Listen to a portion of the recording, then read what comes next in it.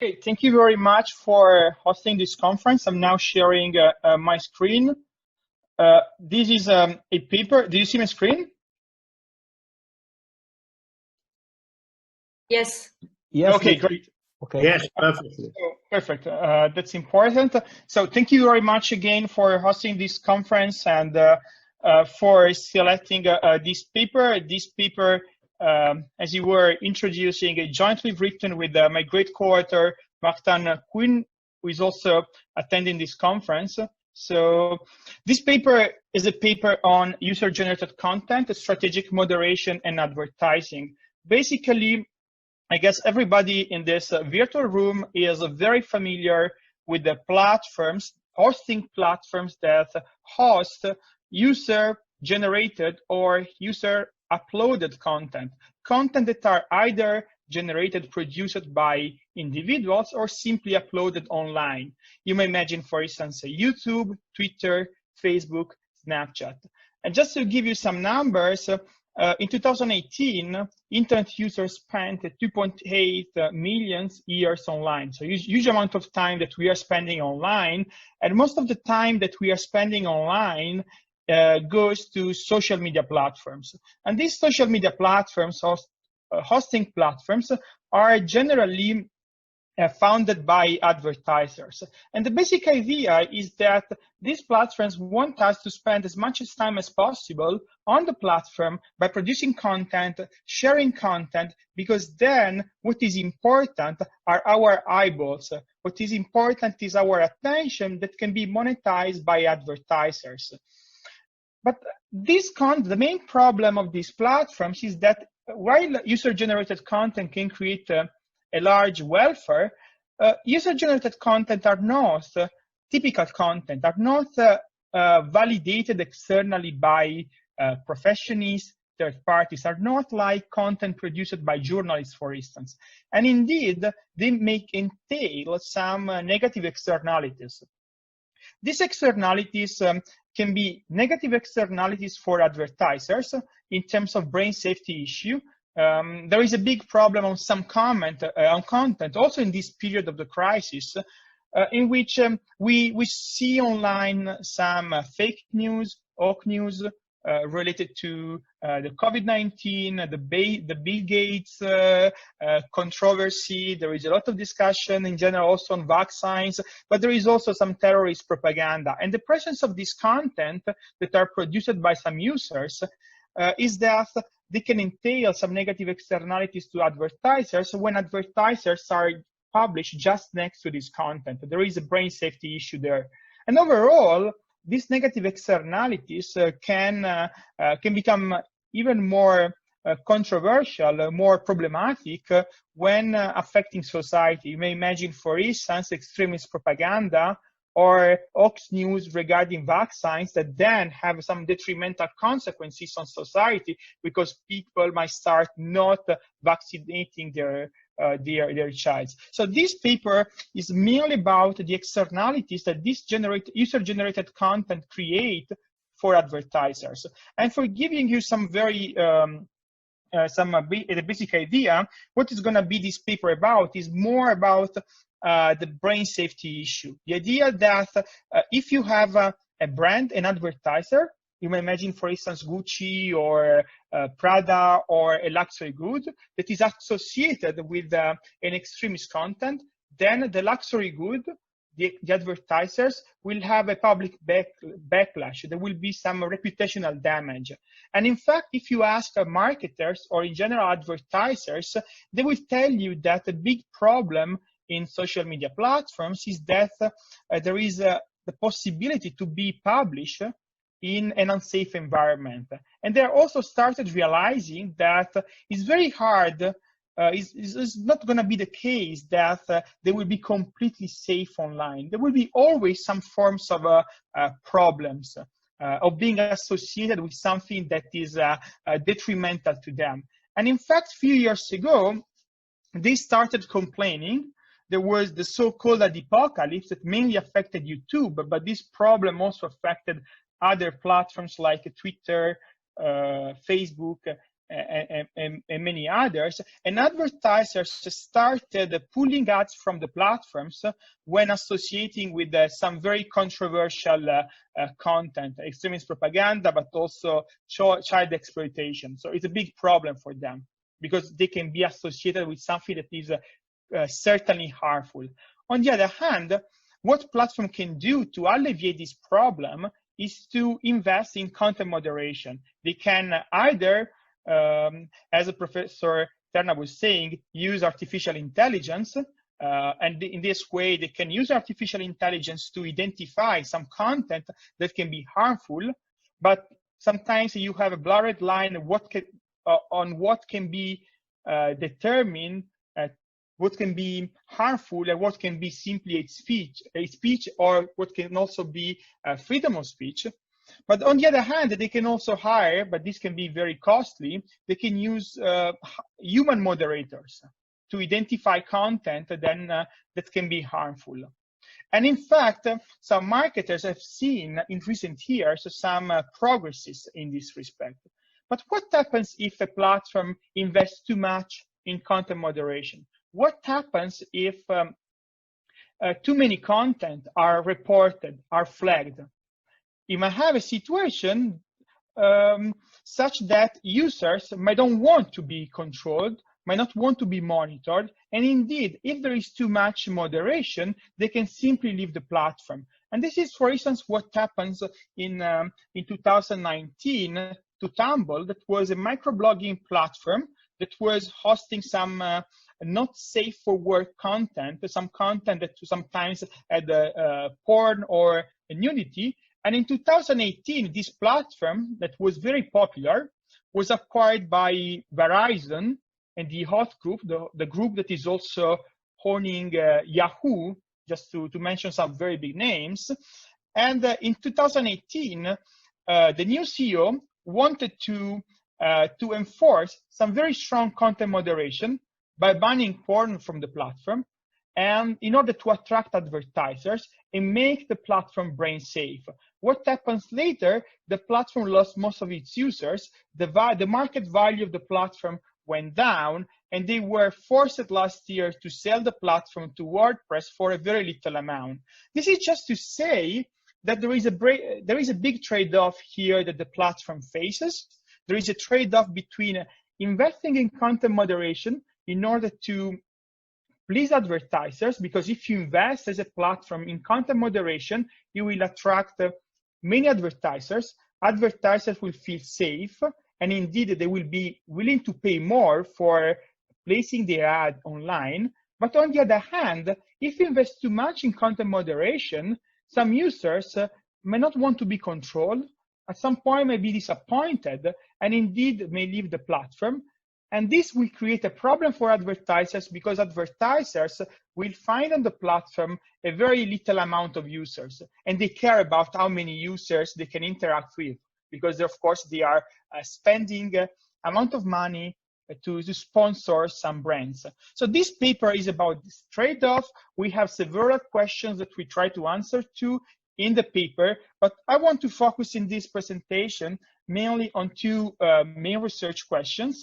First of all, how does a platform, a two-sided platform that allows interactions between users and advertisers, how does a platform choose content moderation and not the prices, the price that advertisers are going to pay to be placed on the platform, and whether if we move away from a situation in which there is a monopolist platform, which is sometimes the case when you have social media platforms, what happens when you have competition? And we know that sometimes, or it is often the case, that competition is seen as a panacea in market with network externalities. We want to have competition in the markets.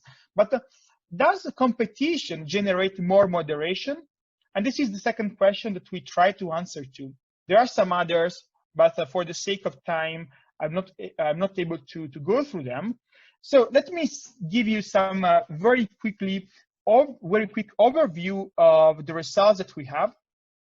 First of all, we identified the main trade-off, and the platforms will engage in content moderation if these allows the platform to increase the number of ads that are present on the platform. And there will be two main effects at play. There will be a brand safety effect. The idea is that advertisers will join a platform when there is more moderation.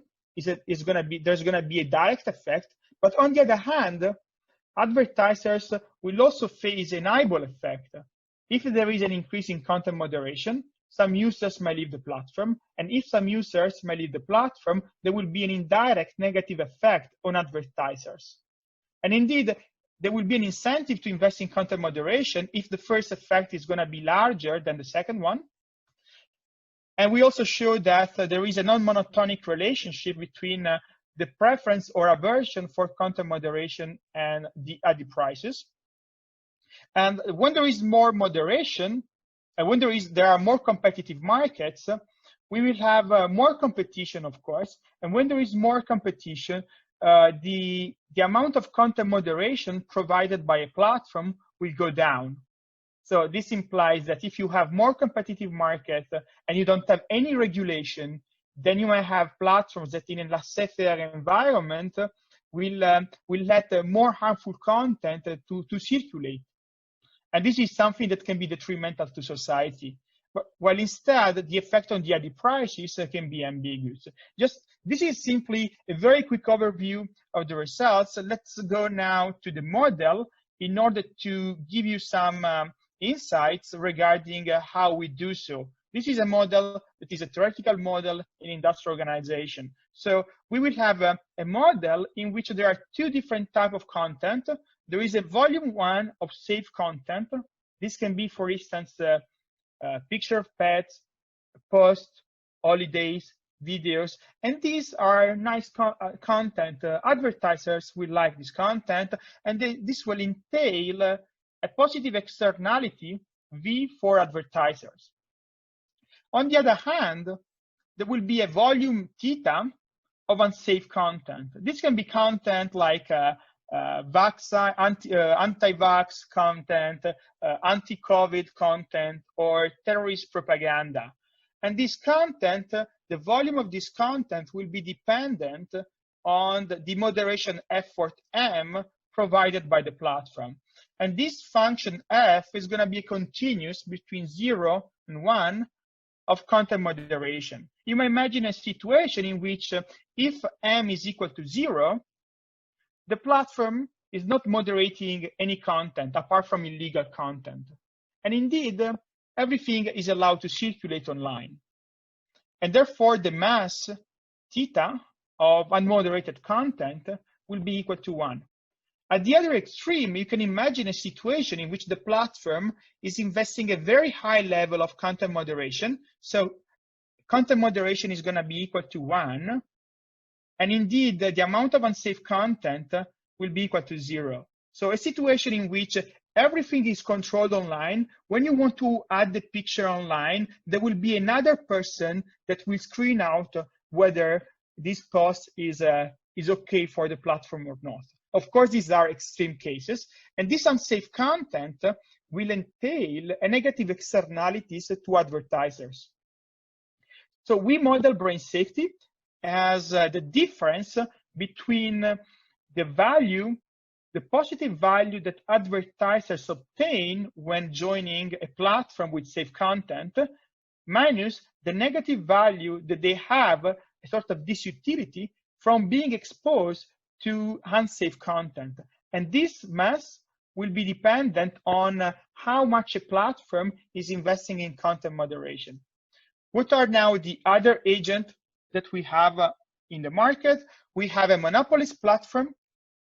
There is a platform, you can imagine Facebook or YouTube, and this platform is maximizing profits pie, and these profits are dependent on the price that the platform will set to attract advertisers. But this platform is also investing in content moderation, and this CM is an investment cost that needs to be sufficiently convex. Then we have also the mass of advertisers. Advertisers derive utility V from joining a platform, And of course, they will, as I was saying, they will benefit from the presence of safe content, but they will have a disutility from the presence of unsafe content. On the other hand, advertisers also care about how many users are on the platform, and they will have a value, a marginal revenue R, from interacting with end users on the platform, and they will pay a price P to the platform to launch their ad campaign. On the other side of the market, we have the users. Users like the presence of safe content, and to a certain degree, they also like the presence of unsafe content. People want to be on platform, they don't want to be monitored, they don't want to be controlled. Sometimes they also like some very controversial content. And indeed, they will have an utility here from the presence of this content, although this can be heterogeneous. And also users dislike the presence of advertisers, because the presence of ads on a platform creates a nuisance. And this nuisance cost is captured by this parameter gamma. The model will be solved by backward induction for a subgame perfect Nash equilibrium. And in the first stage of the game, the platform will decide content moderation and the price for advertisers. And in the second stage of the game, users and advertisers, they will decide whether to join a platform or not. Now, just to give you some very quick overview of the mechanism, so a platform will set an optimal moderation policy such that the marginal gain from content moderation are equal to the marginal cost of content moderation. And of course, we'll continue to invest in content moderation if this value here, you can see on the slide, is positive. And this is positive if and only if this psi, which is the elasticity of profit with respect to moderation, how much the platform profits change when you increase further content moderation, is positive. And you can see here the two effects that I was discussing at the very beginning. You have a brain safety effect, which is a sort of direct effect. If you increase content moderation, then you will attract more advertisers, and indeed the platform will have an incentive to invest in content moderation. On the other hand, if a platform invests too much in content moderation will negatively impact on the number of users.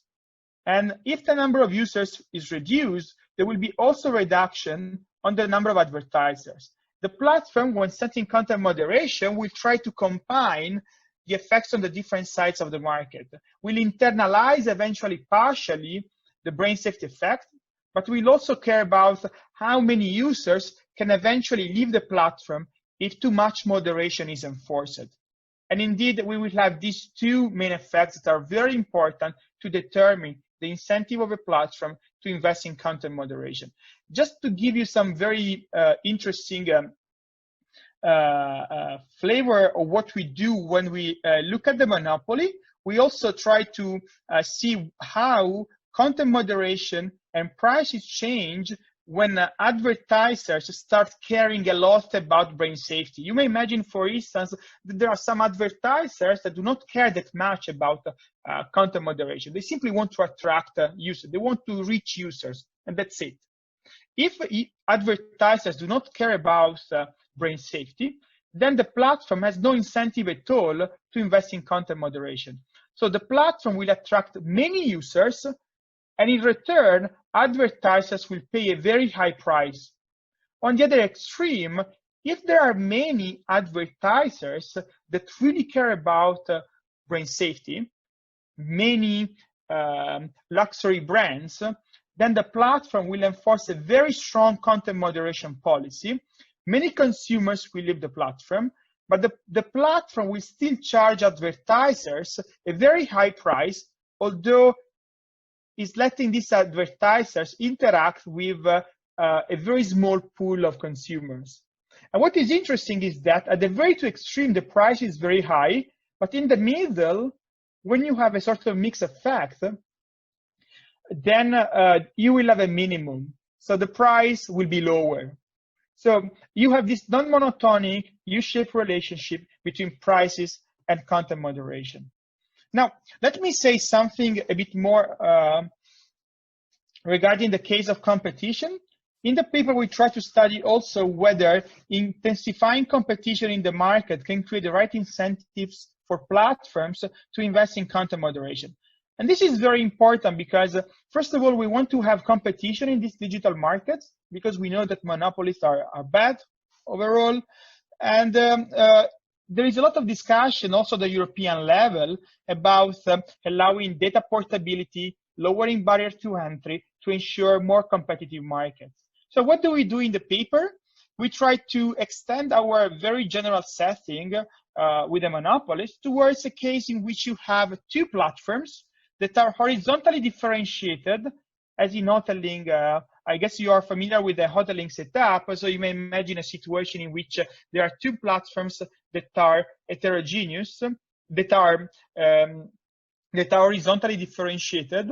So some users prefer one platform and some other users prefer the other platform. So some users might prefer Twitter and some other users might prefer Facebook.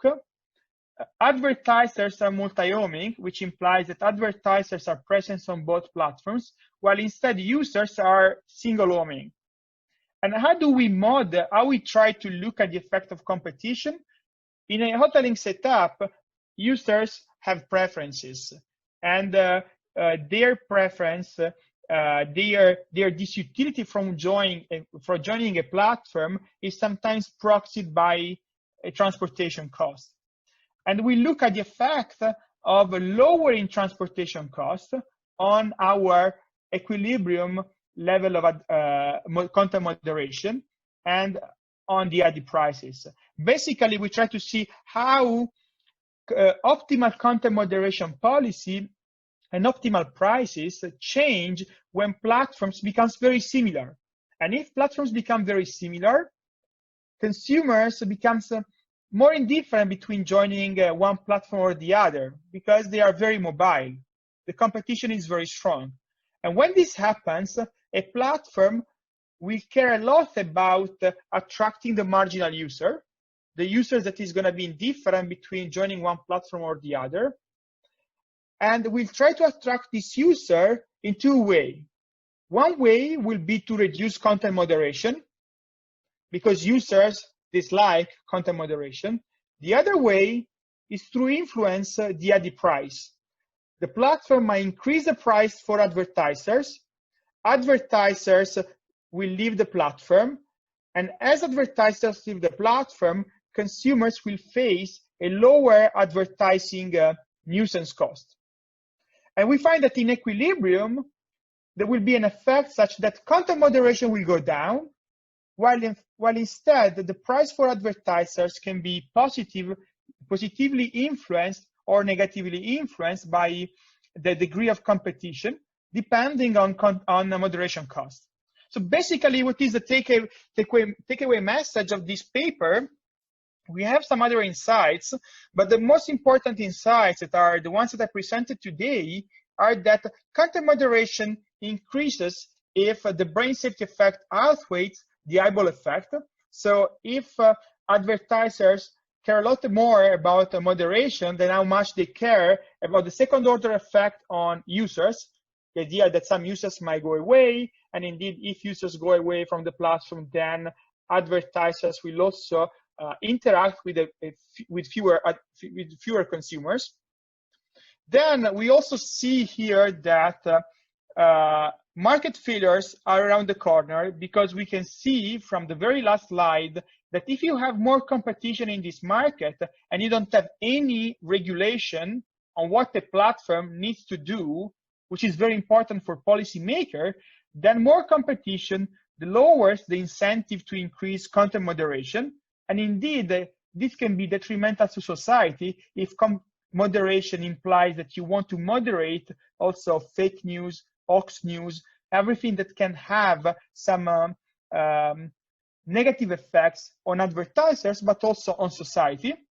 And we can also see here that if there were no advertisers, moderation level would be much lower. So it's very important that we take into account that the platforms are investing because they want to bring advertisers on the platform.